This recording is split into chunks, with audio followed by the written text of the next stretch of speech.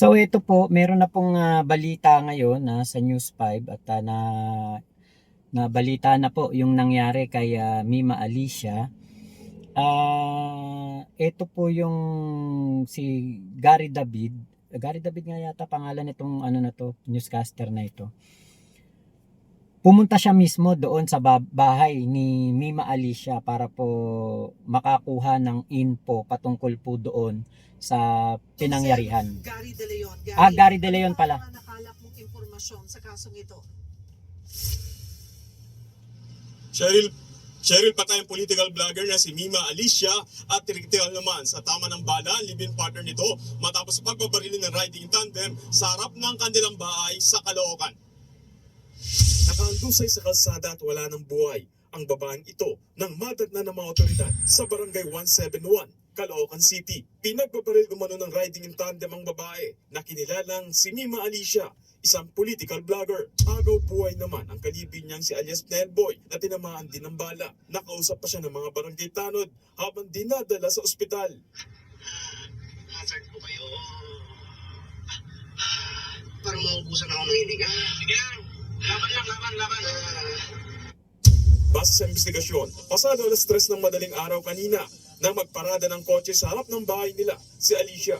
Bumaba si Nelboy para buksan ang gate. Doon na biglang sumulpot ang riding in tandem at malapit ang binaril si Alicia na nasa driver's seat. Habang nakaparada ang sasakyan ni Mima Alicia sa lugar na ito para magparada ng sasakyan ng kanyang live-in partner, dinaanan sila ng riding in tandem at pinagbabaril. Sinubukan pa ni Alicia na tumakas at tumakbo pero muli itong binaril ng riding in tandem. Dead on the spot si Mima Alicia matapos tamaan ng bala sa ulo at katawan. Inabutan ng mga residente si Nelboy na nakaupo sa harap ng gate ng bahay. Duguan sa tama ng bala at humihingi ng saklolo. Habang itinatakbo si Nelboy sa ospital, tinanong rin ito ng mga tanod ng barangay kung may banta sa kanilang buhay. Kilala mo ba yung suspect, Nel? Hindi po. Pero ano yan, sa negosyo? Hindi ko po alam.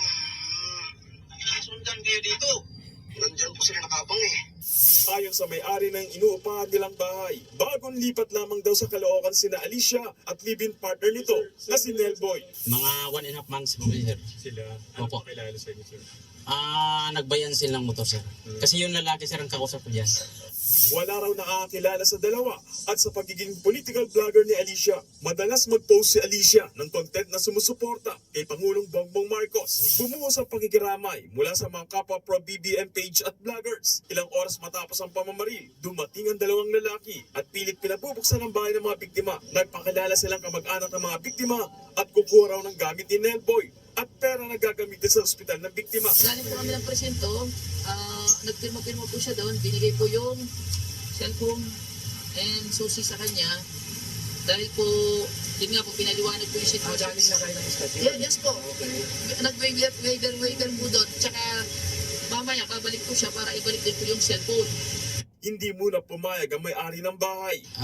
Humingi po ako muna ng clearance sa police, sir. Kasi baka under investigation pa po yung bahay. So, para po ma-preserve muna yung crime scene, sir.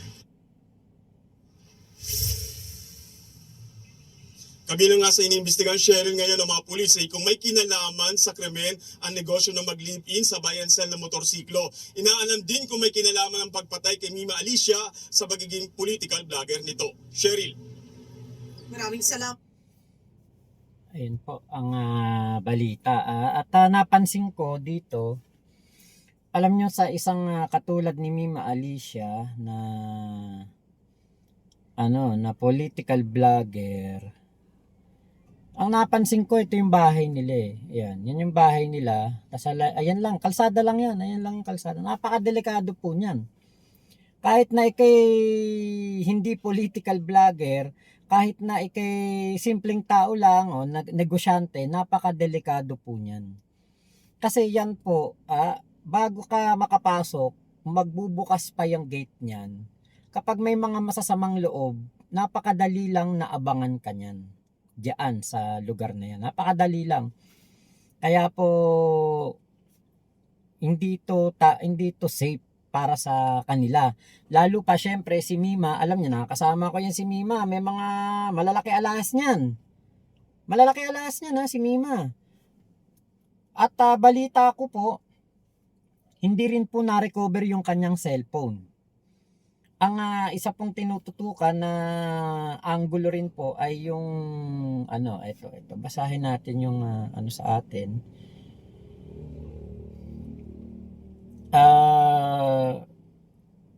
Yung pong yung cellphone po niya hindi po nakita at tinitignan din po ang isang anggulo ng robbery.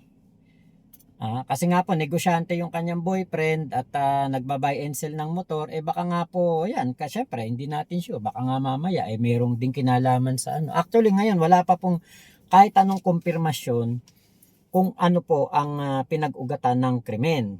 Pero syempre, sabi ko nga po, lahat ng anggulo dapat tignan. Hindi naman syempre pwede nating sabihin na sa politika yan. Hindi naman natin pwedeng lang na ikahon lang na tungkol lang yan sa politika na kaya siya inupakan ay dahil sa kanyang pagbablog. Hindi po, kasi katulad niyan yung cellphone nawawala at yung boyfriend niya naman ay negosyante, hindi rin natin sure, baka mamaya yung kanyang ka-live-in ay meron pong di ba, mga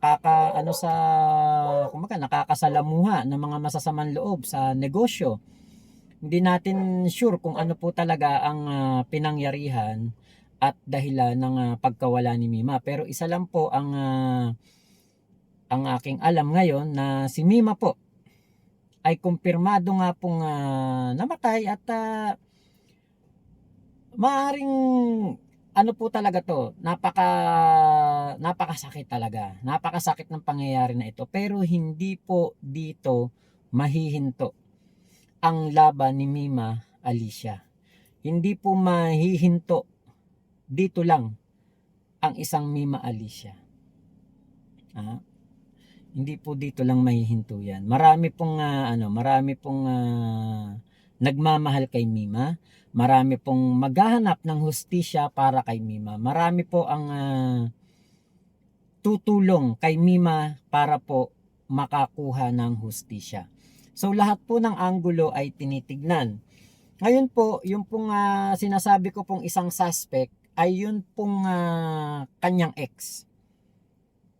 Yun po yung isang suspect na nasa kustodiya po ng mga pulisya. Ngayon, ang sabi nga po dito ng isa nating kaibigan, hindi ko lang po babanggitin ang kanyang pangalan, pero kilala niya na kung sino siya. Sabi niya po dito, huwag niyong alisin ang anggulo ng politika ang motibo. Nasa kustodiya na yung ex, kaya lang pawawalan din daw kasi walang sapat na ebidensya na mag-uugnay sa kanya. Ang sabi daw ko,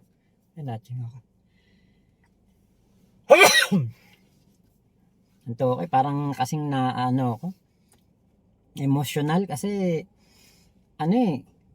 nakakasama namin to Iba si Mima sa sa vlog. Iba po, matapang si Mima sa vlog, pero pagkasama niyo po sa personal, mabait po yan.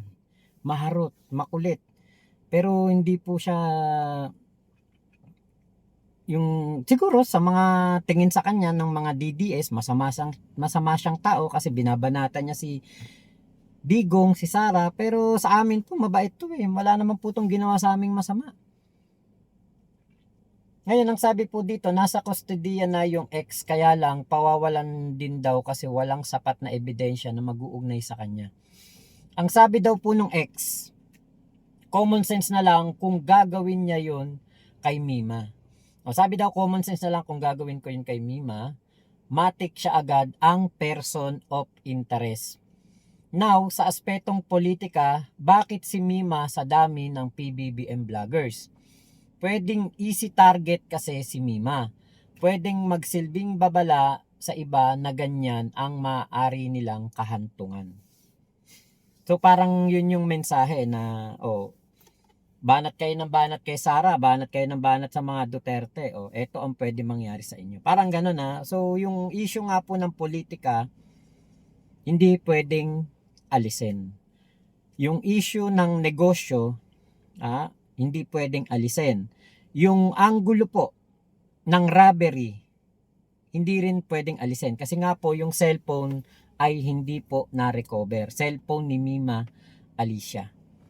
Hindi po na-recover. So, baka kinuha yung cellphone. Hindi natin alam, di ba? Ngayon, meron pong mga IT experts daw na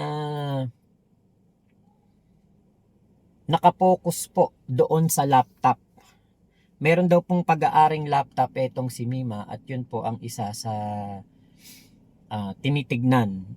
Kung baka tinitignan yung forensic nung IT forensic expert yung laptop para tignan kung baka meron doong mga messages na mga death threats, mga ganyan.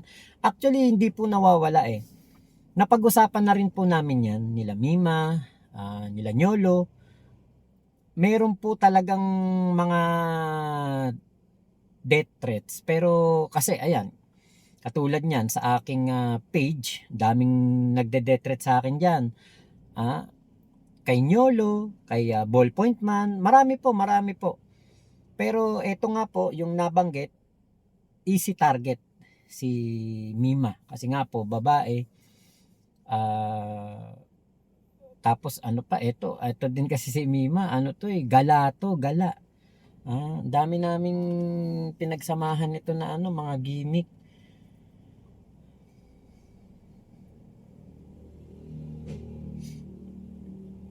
Ngayon, nakikita ko maraming natutuwa. Sa totoo lang po, ito nga po yung realidad ng natin, ng mundo natin. Katulad niyan, may nawala po, mayroong ginawang hindi maganda kay Mima. Yung mga vlogger po ng DDS, inaasahan naman po natin na talagang magsasaya ang mga yan, talagang magiging po sila, yung masaya po sila sa nangyari. Meron po, kala nyo wala pong kumbaga magsasaya. Meron, nagsasaya po ang mga DDS vlogger. Ang dami nga po, meron nga akong kanina nakita, nagko-congratulations pa eh. Tapos meron pa ako isa nakita, si Nico David daw, next na, hindi makakatakbo, mga ganun. Tapos meron pa isa nakita, yung post ni Dadang Bakulaw. Kakatawag mo ng tatay mong karton, ayun, nauna daw na inilagay sa karton. Diba? Mga ganun, expected naman na natin yan. Ano ba naman ang mga pro Duterte? Diba? Sinusuportahan nga nila yung karahasan na ginagawa ni Duterte, diba? So yung ganyan pong pagsasaya sa nangyaring hindi maganda kay Mima, di na po tayo nagugulat na meron pong ganyang mga post. Saka isa pa, sige, magsaya kayo, di ba? Magsaya kayo. Wala namang makakapigil sa inyo. Opinion nyo yan at nararamdaman nyo. Kung tingin nyo, nanalo kayo. Kung tingin nyo ay nagtagumpay kayo, nag-champion kayo dahil sa pagkawala ni Mima, wag nyo pong kakalimutan na ang karahasan naman walang political color. Ang karahasan po ay walang pinipiling tao. Ang karahasan po ay wala pong